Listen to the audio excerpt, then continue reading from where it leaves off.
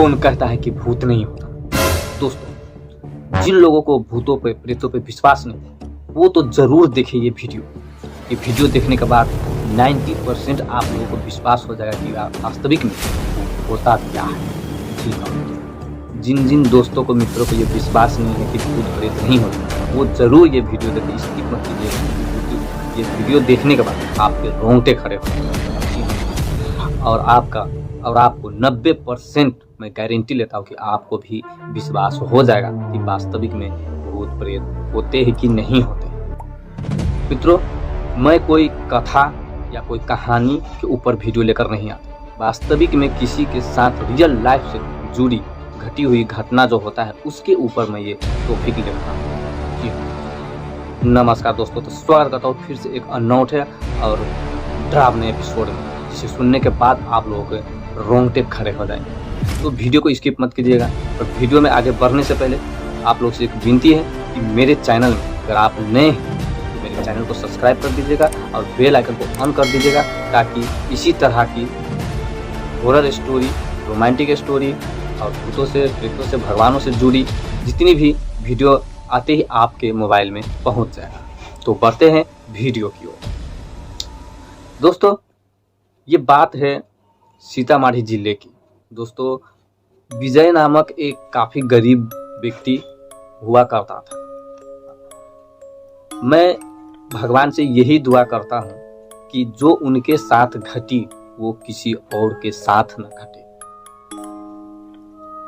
ये वीडियो देखने के बाद दोस्तों, ये वीडियो देखने के बाद आपको भी ये लगेगा कहीं आपके साथ भी तो ऐसा नहीं घट रहा या कभी भी घटा है, तो जरूर ये वीडियो देखिए विस्तार से। तो सीतामढ़ी जिले में एक विजय नामक व्यक्ति हुआ करता था। जी हाँ दोस्तों, वो एक बस में कंडक्टर का काम करते थे और वो जिस गांव का था उसी गांव, उस बस का जो गुरुजी था, ड्राइवर था, वो भी उसके ही गांव के थे। दोनों एक ही गांव के थे। जी हाँ दोस्तों, और अपनी रोजमर्रा की जिंदगी उसी बस की कमाई से वो अपनी जीवन जीवन बिताते थे।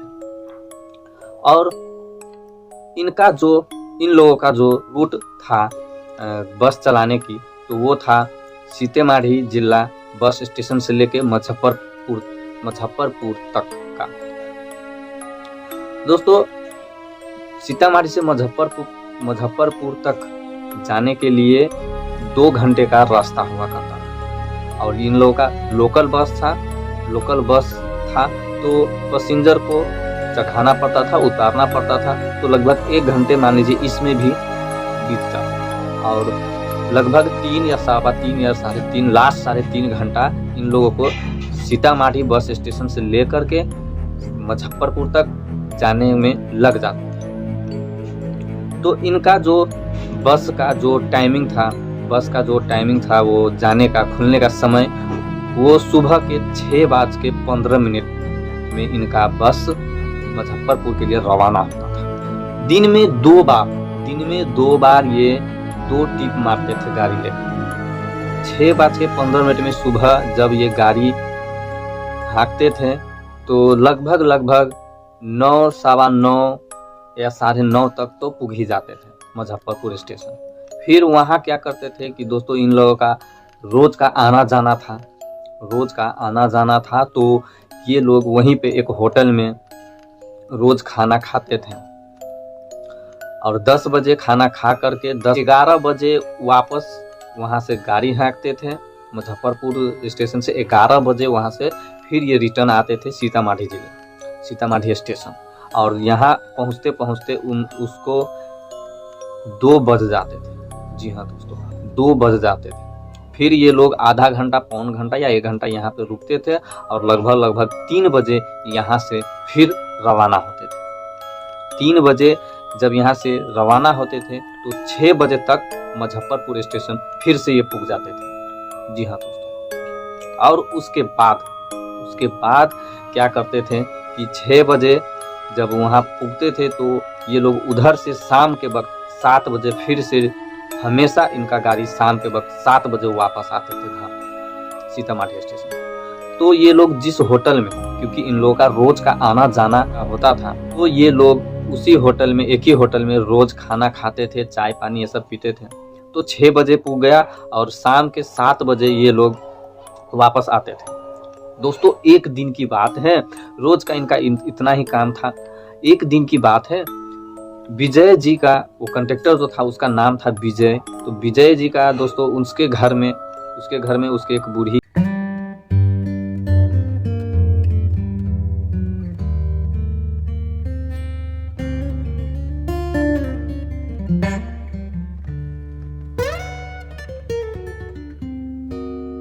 होते हैं। तो ये विजय गुरुजी को कहता है कि गुरुजी आज मैं चिकन ऑर्डर करता हूँ। मैंने अपनी बीवी को बोल दिया हूँ कि घर पे सिर्फ चावल बनाने के लिए चिकन ऑर्डर कर दो, चिकन लेकर जाऊंगा और आज फैमिली के साथ चिकन और चावल खाऊंगा, ऐसा कुछ। फिर गुरुजी बोलते हैं यार तुमने जब किया है तो ठीक है, मैं भी बोल देता हूँ अपने घर पे कि चावल ही बनाने के लिए मैं भी ले जाऊंगा, ठीक है। तो ये दोनों 2 डब्बे है ना, दोनों बोल देते हैं कि 2 डब्बे में चिकन, बना हुआ चिकन पैक कर दीजिए। पैक करवा लेते हैं। और दोस्तों होता क्या है कि देखिए शाम के वक्त 7 बजे के वक्त कौन सफर करता है। सुबह जब 6:15 में इनका गाड़ी जाता था तो गाड़ी फुल पैक जाता था, पैसेंजर से भरा हुआ रहता था। और फिर उधर से वापस जब आते थे 11 बजे तो उधर से भी आते वक्त गाड़ी फुल पैक होता था। फिर आते आते इधर तो 2 बज जाते थे, 2 बजे फिर इधर से जाते थे। उसके बाद 2 बजे के बाद पैसेंजर जो था वो कुछ कम होने लगता था, कम हो जाते थे। और शाम के वक्त तो उधर से हमेशा की तरह किसी दिन 10, किसी दिन 5, किसी दिन 7, किसी दिन 12, इससे ज़्यादा पैसेंजर नहीं होता था। और उस दिन की बात कर रहा हूँ कि जिस दिन ये लोग चिकन लेकर के आ रहे थे, 7 बजे गाड़ी इन लोगों ने स्टार्ट की सीतामढ़ी स्टेशन आने के लिए। तो सिर्फ 5 ही पैसेंजर थे उस गाड़ी में, और वो भी उधर का ही था। वो सीतामढ़ी स्टेशन तक आने वाला कोई भी नहीं था, उधर रास्ते में ही उतर जाते हैं। आते आते दोस्तों सीतामढ़ी से यानी मुजफ्फरपुर से सीतामढ़ी तक का जो रास्ता है वो तो बता ही दिया कि 2 घंटे का रास्ता है। और उस बीच में एक नदी पड़ता है, एक झील। दोस्तों झील मैं भी गया हूँ सीतामढ़ी, झील के तरह ही है, वहाँ पे खेत है, चारों ओर खेत है और पुल बना हुआ है, उसके ऊपर से गाड़ी जाता है। पुल बना हुआ है और बारिश का जो पानी होता है ना, वो सारा पानी उसी पुल के नीचे से हो करके जाता है। और उस टाइम में, बारिश के टाइम में वहाँ पर बहुत सारा पानी होता है। तो वो पुल बना हुआ था, पुल के ऊपर से आना जाना था। तो दोस्तों वो जब आ रहे थे तो लगभग 8:30 बजे उस पुल तक पहुँचे। 8:30 बजे उस पुल तक पहुँचे तो उस पुल के उस पार भी गांव था और 3-4 किलोमीटर इस पार भी गांव था। जी हाँ। फिर ये लोग गाड़ी में कोई भी नहीं था, सिर्फ कंडक्टर और गुरुजी थे। और पुल के इस पार, जिस ओर ये लोग आ रहे थे, इस पार एक औरत दिखती है, सफेद कपड़े, अकेली जा रही होती है। फिर वो गुरुजी बोलता है कि यार ये इतनी रात को कौन औरत यहाँ से, गांव काफी दूर है, अकेली जा रहा है। लेकिन विजय जी जो था कंडक्टर, वो बोलते हैं कि गुरुजी गाड़ी मत रोकिए, हम लोग रोज आते जाते रहते, आज तक तो ऐसी इतनी रात में किसी भी अकेली औरत को यहाँ पे नहीं देखा था, मुझे तो कुछ गलत लग रहा है, बल्कि हम अब डायरेक्ट चलते हैं घर। लेकिन वो गुरुजी जो था, गुरुजी बोलते हैं, ड्राइवर बोलते हैं कि देखो यार एक औरत है, किसी मुसीबत में भी तो हो सकता है, और गांव की ओर ही जा रहा है, अगर उससे लिफ्ट की जरूरत होगी तो हम लोग चढ़ा लेंगे, हम लोग 2 है वो 1 है, वो भी ऊपर से औरत है, क्या बिगाड़ लेगी, हमें लूट थोड़ी लेगी, ऐसा गुरुजी बोलते हैं।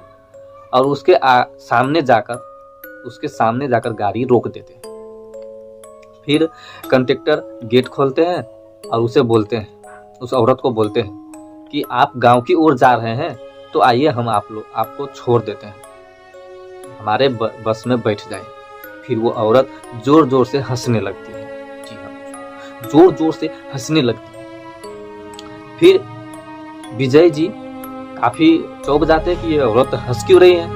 दोबारा से बोलती है कि अरे आपको कोई दिक्कत है, आपको अगर जाना है तो आइए, हम लोग छोड़ देंगे, पैसे भी नहीं लेंगे, ऐसा बोलते हैं। लेकिन वो औरत और जोर जोर से हंसती है। फिर विजय जी को लगता है कि ये हमारा मजाक उड़ा रहा है, हम इनका मदद करना चाह रहे हैं और ये हमारा मजाक उड़ा रहा है। फिर ये गुस्से में आकर विजय जी बोलते हैं कि जाओ, हम तुम्हें नहीं बैठाते, तुम्हें जहाँ जाना है वहां जाओ। गुरु जी को बोलते हैं कि गाड़ी बढ़ाइए आगे। फिर वो औरत बोलती है, मुझे जाना भी नहीं है तुम्हारी बस में, ठीक है, मुझे तो बस तुम लोग उस डब्बे में जो चिकन रखे हो वो मुझे दे दो। जैसे ही ऐसा वो औरत बोलती है, जय जी ये सुनकर काफी शौक होते। ये सोचते हैं कि इस औरत को कैसे पता कि इस डब्बे में चिकन है। फिर ये मन ही मन सोचता है कि ये कोई मामूली औरत नहीं। इसे पूरा भय हो जाता है कि ये जरूर कोई बुरी आत्मा या कोई भूत ही है। फिर वो विजय जी बोलते हैं, विजय जी गांव का होता है, देखिए दोस्तों, वो गांव का होता है और उन्हें भी थोड़ा थोड़ा इन बातों पे विश्वास होता है। ये मानते हैं भूत प्रेत को, तो ये समझ जाता है कि ये कोई मामूली औरत नहीं बल्कि कोई भटकी हुई आत्मा है। अगर मैं इसे दे दूं, इसकी ख्वाहिश पूरा कर दूं, तो शायद मेरी स्पॉट मौत भी हो सकता है। जी हाँ मित्रों, कई सारी ऐसी आत्माएं होता है जिसकी, जैसे वृद्ध आत्मा, वृद्ध यानी कोई अपना औरदा समय पुग के जो मरा होता है, उसका भी कोई अगर ख्वाहिश रह जाता है, जीते जी मरने के वक्त उसका कोई ख्वाहिश रह जाता है वृद्ध व्यक्ति का, तो उस तरह की आत्माओं का अगर आप उसकी ख्वाहिश पूरी करते हो तो वो खुश होता है। परंतु कोई कन्या, कोई जवान लड़की मरा होता है, तो दोस्तों अगर उसकी ख्वाहिश अगर आप लोग पूरा करते हैं तो वो ऐसा होता है कि कई बार खुश भी होते हैं और कई बार आप पर ही वो हावी भी हो जाते हैं। जी हाँ दोस्तों, तो ये बात मन ही मन विजय जी को पता था कि अगर मैं ऐसा करूं तो कहीं मेरे साथ कुछ ऐसा अनहोनी न हो जाए। फिर इसीलिए विजय बोलता है, कंडक्टर बोलता है कि मैं नहीं दूंगा, ऐसा बोलता है कि मैं नहीं दूंगा। फिर वो औरत बोलता है, देखो दे दो मुझे। वो काफी गुस्से होकर अजीब सा चेहरा बनाकर बोलते हैं कि देखो मुझे दे दो। फिर विजय जी बोलता है कि मैं नहीं दूंगा, चाहे तुम कितना भी चिल्ला लो, कुछ भी कर लो, मैं नहीं दूंगा। फिर वो औरत बोलती है, तू नहीं देगा, अगर तू नहीं देगा तो तेरे साथ ऐसा सलूक करूंगा कि तेरे साथ पूछते याद रखेंगे, ऐसा डराता है। जी हाँ, फिर विजय जी फिर वो कंडक्टर क्या करता है कि अपने बस का गेट लगाते हैं और न जाने क्या हो जाता है कि गेट काफी सख्त और कड़ा हो जाता है। फिर वो कंडक्टर बजरंगबली का नाम लेकर कस करके पूरे जोर से, ताकत से जय बजरंगबली करके लगाते हैं, फिर लाग जाते हैं और उधर बस भी स्टार्ट हो जाता है और गुरुजी काफी तेजी से बस को वहां से लगते हैं भगाने। और नॉन स्टॉप वो रास्ते में एक दो पैसेंजर भी देखता है, इशारा भी करता है, लेकिन वो कहीं पर भी नहीं रोकता और वो डायरेक्ट चले जाते हैं स्टेशन, सीतामढ़ी स्टेशन। फिर दोस्तों पार्किंग में तो और भी गाड़ी लगा होता है ना, तो वहाँ के दूसरे बस के दूसरे गुरुजी, वहाँ के जो कंडक्टर लोग होते हैं, वो इन दोनों से पूछता है कि यार क्या हुआ है, क्यों इतना डरे हुए लग रहे हो तुम दोनों। परंतु ये दोनों कुछ भी नहीं बोलता उसको और डायरेक्ट वहां से जाते हैं घर। विजय जी जैसे ही वो अपने घर जाते हैं तो पाते हैं कि उसकी माँ काफी बीमार हो गई। ये देखकर विजय जी और घबरा जाते हैं। जैसे तैसे करके वो अपनी माँ को हॉस्पिटल लेकर जाते हैं।